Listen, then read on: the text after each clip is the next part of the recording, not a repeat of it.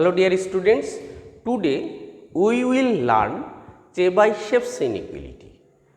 Chebyshev's inequality is an important inequality for convergence in probability, and it is also to use statistics. সুতরাং আমরা এখন এই inequality দিয়ে কি বলতে চেয়েছে এটা দেখে নেব। ইনইকুয়ালিটি, এই ইনইকুয়ালিটিতে একটা র্যান্ডম ভেরিয়েবল নেব। এই র্যান্ডম ভেরিয়েবলে বিশেষত্ব হচ্ছে র্যান্ডম ভেরিয়েবলটির স্ট্যান্ডার্ড ডেভিয়েশন ফাইনাইট হতে হবে, অর্থাৎ ভ্যারিয়েন্স ফাইনাইট হতে হবে। আর ভ্যারিয়েন্স যদি ফাইনাইট হয় তাহলে মিনকে ফাইনাইট হতে হবে। তাহলে মিনকে ঘিরে আমরা একটা নেইবারহুড বানাবো। সেই নেইবারহুডের মধ্যে র্যান্ডম ভেরিয়েবল বিলং করবে, তার প্রবাবিলিটি কতটুকু হবে সেই আইডিয়াটা আমরা এখানে পাবো। চলো আমরা এই ইনইকুয়ালিটির স্টেটমেন্টে চলে যাই। এর স্টেটমেন্টটা দেখে নিই। If capital x is any random variable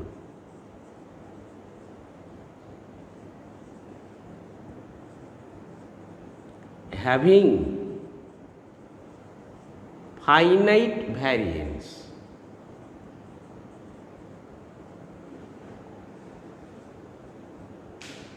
then for any epsilon greater than 0, এবার আমরা ইনইকুয়ালিটিটা লিখব।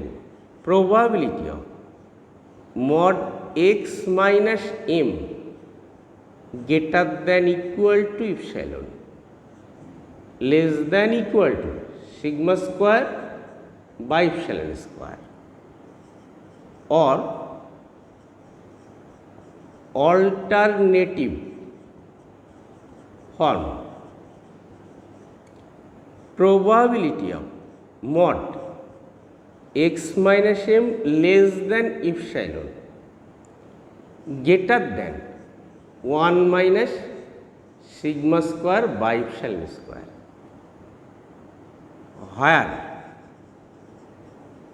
m and sigma denote mean and standard deviation.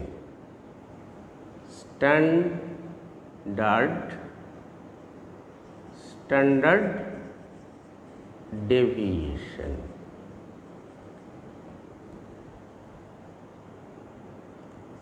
respectively.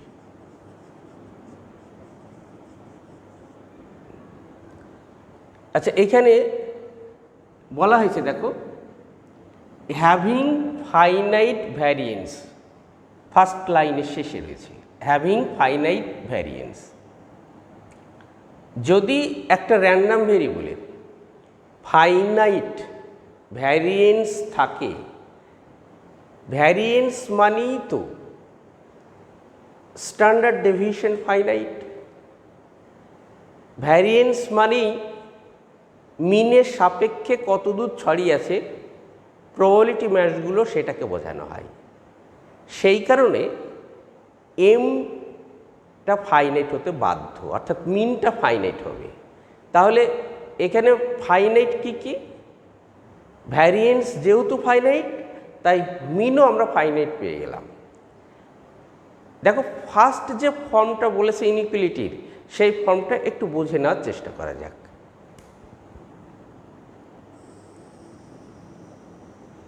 এই লাইনের আমরা ধরে নিচ্ছি এম যেহেতু ফাইনাইট, তাহলে এই লাইনের উপর আমরা তাকে কোন একটা বিন্দু ধরে নিতে পারি।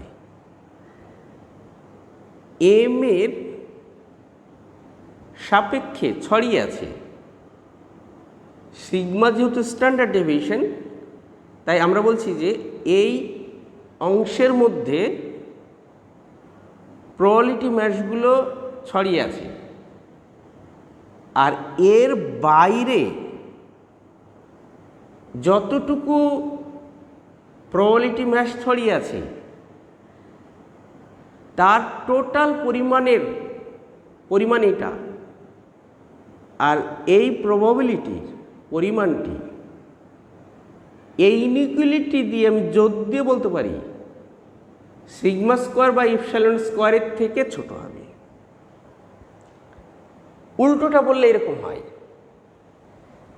এই ইন্টারভ্যালের মধ্যে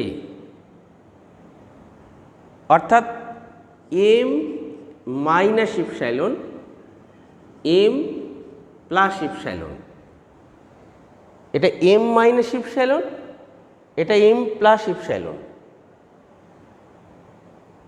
আমরা নির্দিষ্ট সিগমা একটা ধরে নিতে পারি, সাপোজ এরকম একটা সিগমা একটা কিছু ধরে নিতে পারি, আর এইটাকে আমরা ইপসাইলন হিসেবে ধরছি।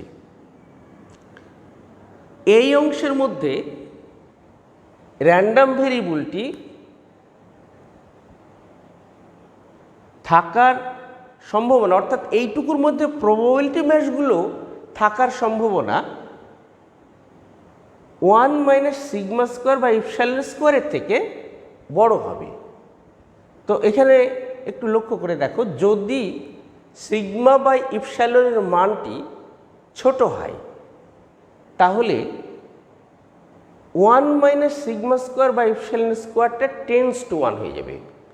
এটা দিয়ে বোঝানো হয় যে সমস্ত প্রবাবিলিটি ম্যাচগুলো এই ইনইকুয়ালিটির মধ্যে থাকবে, আর বাইরে পড়ে থাকবে সিগমা স্কোয়ার বা ইপসাইলন স্কোয়ারের পরিমাণ।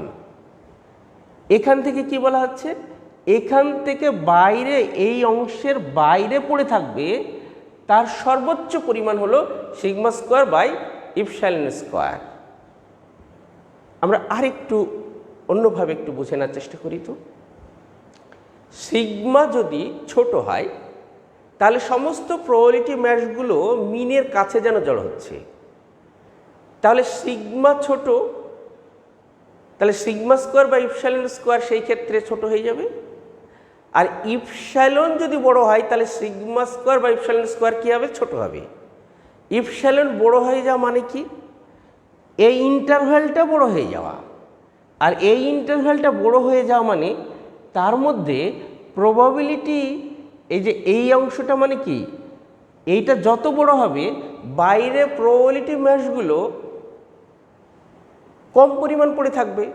সেই কারণে এই সিগমা স্কোয়ার বা ইপসাইলন স্কোয়ার এই মানটি ছোট হওয়া মানেই হচ্ছে যে এইখানে বাইরে প্রবাবিলিটি থেকে গেছে এই ইন্টারভ্যালের বাইরে, সেই সংখ্যাটা অনেক কম।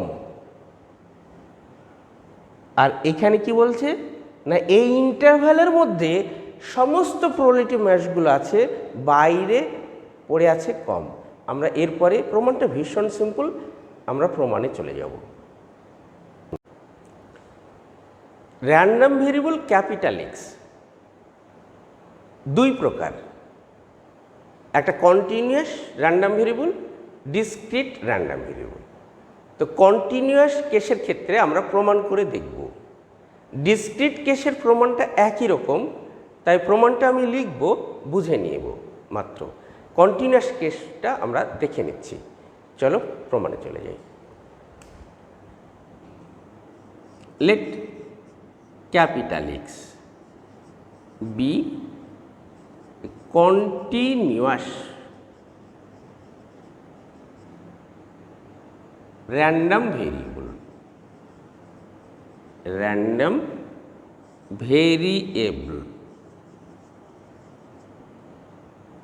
with probability density function f of x।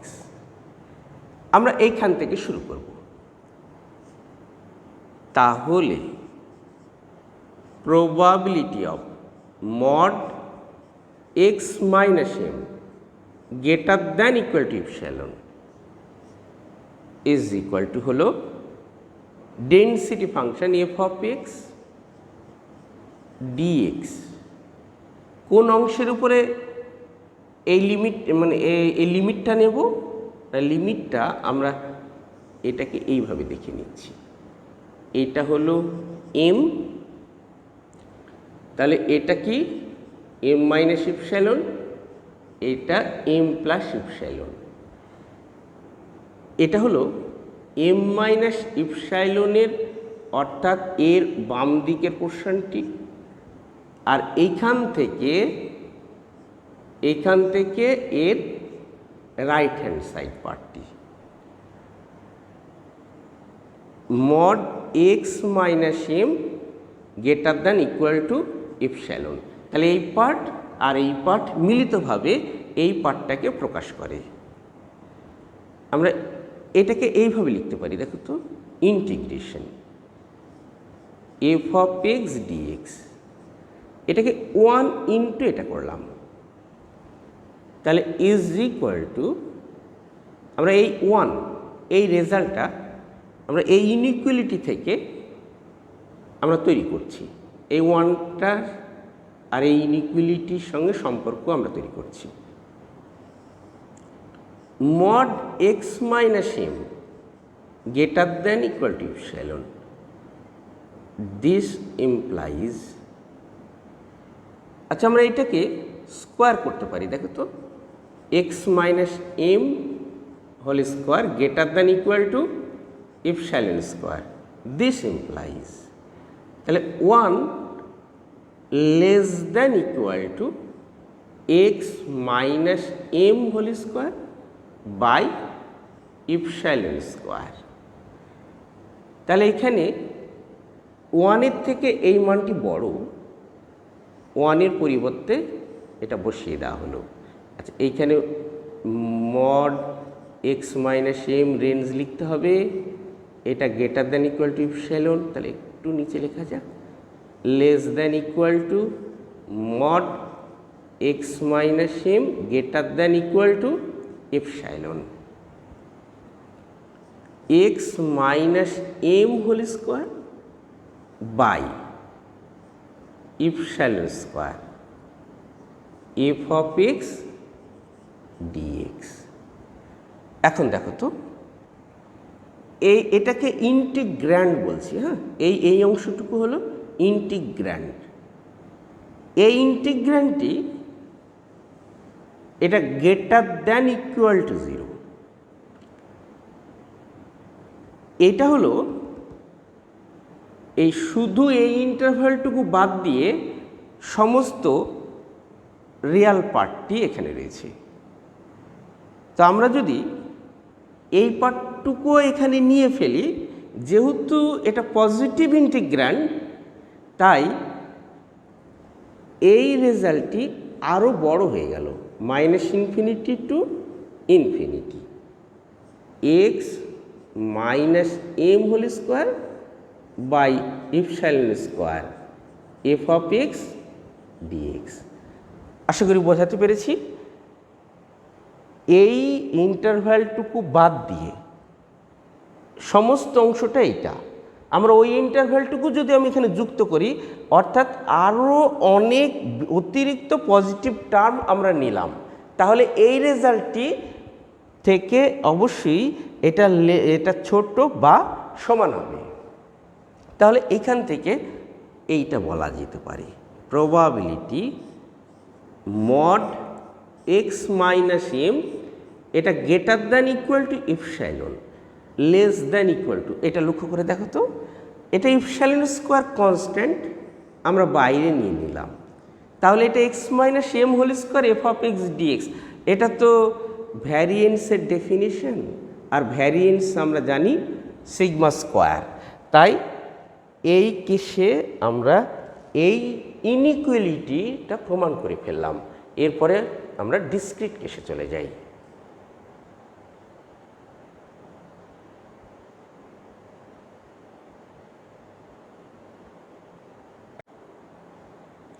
তাহলে ডিসক্রিট কেসে স্পেকট্রাম পয়েন্টসগুলি হচ্ছে xi, তাহলে probability of x is equal to xi fi একদম একই রকমভাবে এগোবো।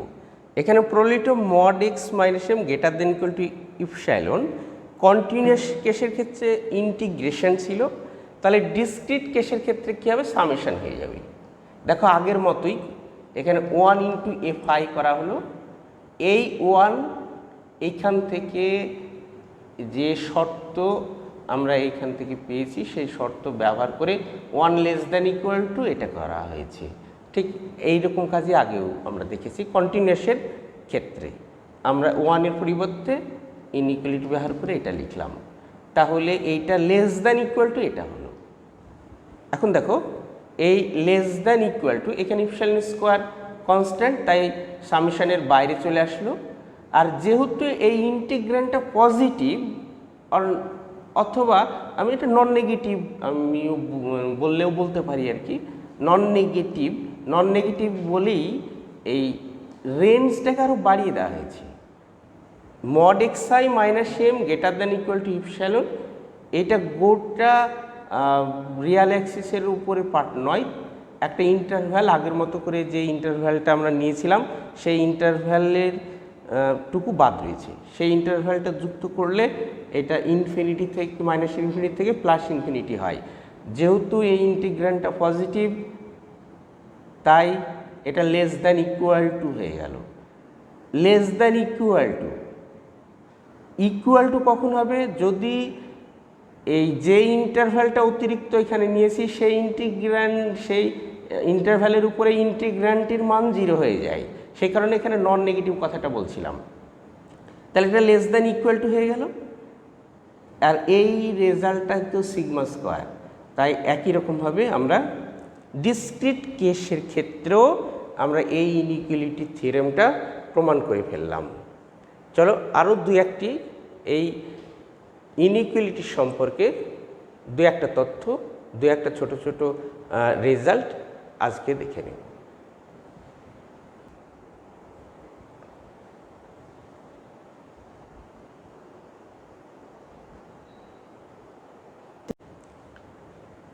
অল্টারনেটিভ ফর্মটা লক্ষ্য করে দেখো তো। অল্টারনেটিভ ফর্মে বলা হয়েছে probability of mod x minus M less than epsilon, এটা greater than 1 minus sigma square by epsilon square. আচ্ছা, এই ইনইকুয়ালিটি আমরা দেখেছি আগে, আরেকবার দেখে নিচ্ছি। এই এক্সটা লাই করবে কোথায়, এটা যদি এম হয় তাহলে m minus epsilon m plus epsilon. দেখো যদি sigma by epsilon tends to 0 হয়ে যায় তাহলে এই কেসে এই প্রবাবিলিটির ভ্যালুটা কত হচ্ছে, টেন্স টু 1 হচ্ছে। অর্থাৎ probability mod x minus M less than epsilon, এটা টেন্স টু 1। এটা কি ইমপ্লাই করে না, তাহলে ক্যাপিটাল এক্স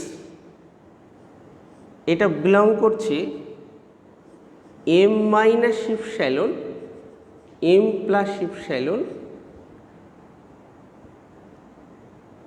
এই ইন্টারভ্যালের মধ্যে ক্যাপিটাল এক্স থাকার সম্ভাবনাই হলো টেন্স টু 1। অর্থাৎ তাহলে ভাষাটাকে এইভাবে বলা যায় যে therefore the probability car probability that the random variable capital X belong to m open interval m minus epsilon m plus epsilon tends to 1।